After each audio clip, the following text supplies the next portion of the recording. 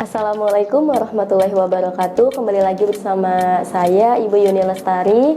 Pada hari ini kita akan mempelajari PPKN mengenai hakikat bangsa dan negara bab 1, yaitu sebelum kita memulai pembelajaran pada hari ini, mari sama-sama kita berdoa kepada Allah Subhanahu wa taala agar pembelajaran pada hari ini dapat membawakan manfaat dan juga berkah terhadap kita semua. Berdoa dimulai. Rabbi zidni ilman warzuqni fahman. Amin. Ya baik, jadi pertemuan pada kali ini kita akan membahas mengenai bab 1, yaitu hakikat bangsa dan negara.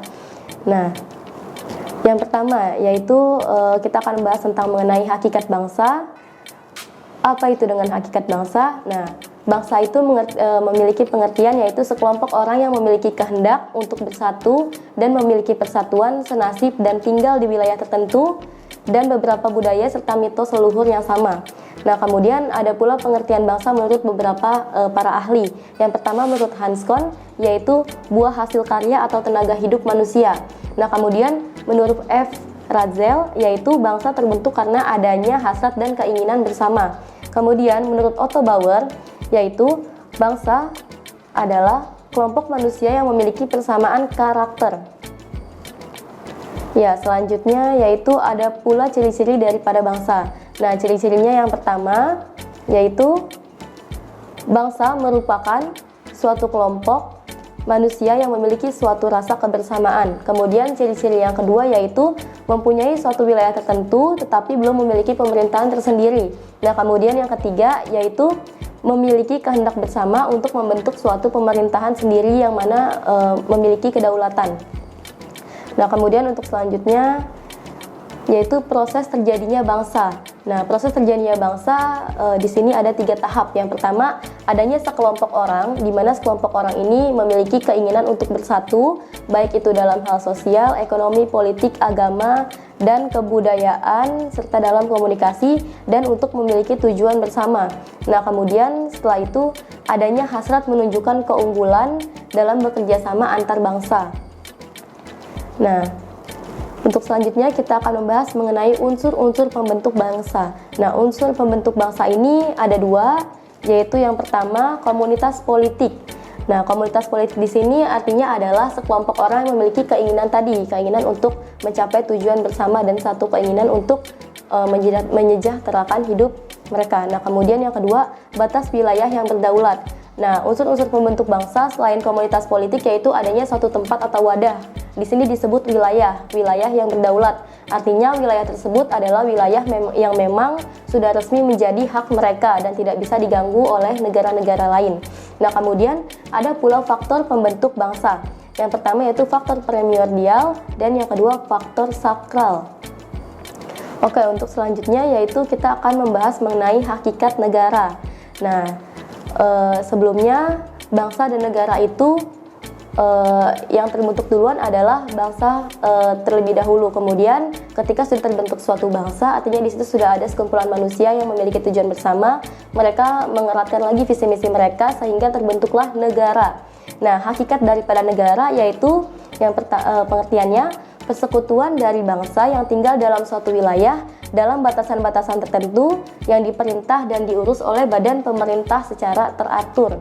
Nah, jadi mereka memiliki sistem pemerintahan yang mana sistem tersebut memiliki caranya tersendiri untuk mengatur. Seperti di Indonesia, sistem pemerintah yang dijalankan yaitu bentuknya demokrasi.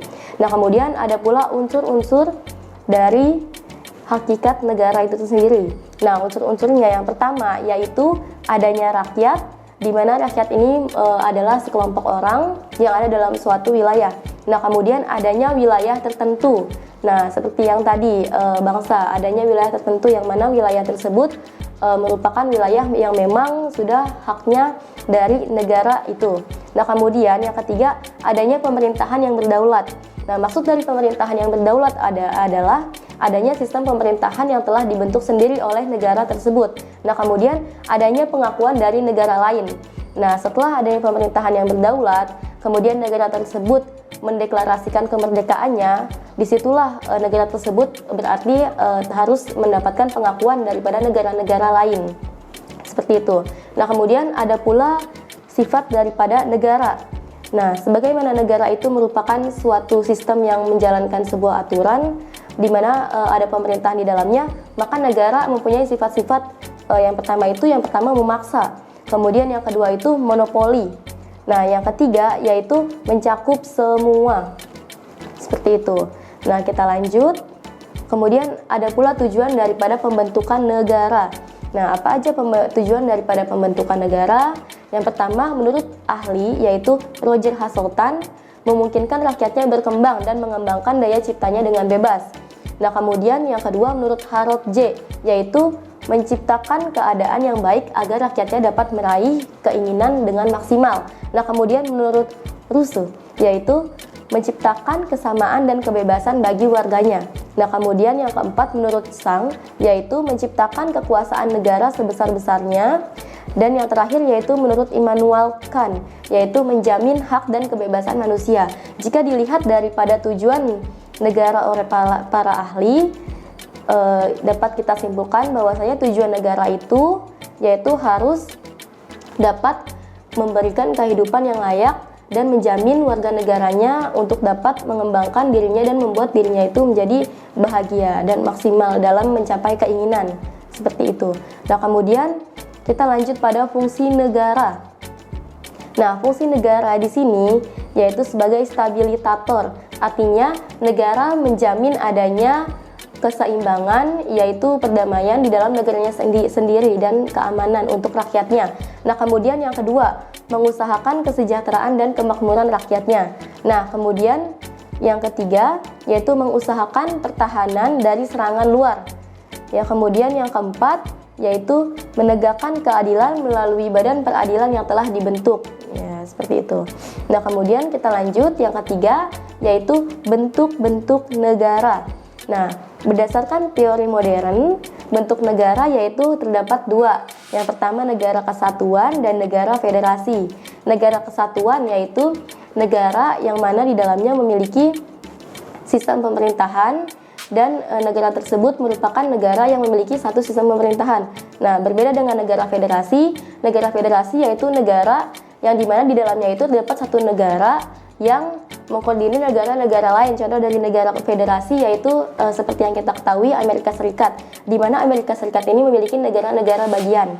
Nah, kemudian bentuk negara dilihat dari jumlah orang yang memerintah. Yang pertama yaitu monarki. Negara monarki adalah negara yang mana memiliki satu orang yang memerintah demi mencapai keinginan bersama. Nah, yang kedua negara oligarki. Negara oligarki yaitu di mana negara yang memerintah ini merupakan sekelompok orang. Sekelompok orang ini memiliki tujuan dan visi misi demi kepentingan kelompoknya tersebut. Nah, kemudian yang ketiga, negara demokrasi, yang mana negara ini mengedepankan rakyatnya. Arti dari demokrasi sendiri itu yaitu dari rakyat, oleh rakyat, dan untuk rakyat. Sehingga berorientasi pada kepentingan rakyat. Ya, baik, itu tadi materi pada pembahasan hari ini mengenai hakikat bangsa dan negara. Semoga apa yang tadi Ibu sampaikan dapat kalian simak dan kalian pahami. Ya, baik, itu tadi pembelajaran kita pada hari ini. Kurang lebihnya Ibu mohon maaf. Semoga apa yang Ibu sampaikan tadi dapat kalian pahami dengan baik. Dan Ibu mengingatkan kembali bahwa kita sedang mengalami pandemi COVID-19. Oleh karena itu, jangan lupa menerapkan 5M, yaitu menjaga jarak, mencuci tangan, memakai masker, kemudian mengurangi mobilitas dan menghindari kerumunan. Sekian dari Ibu. Wassalamualaikum warahmatullahi wabarakatuh.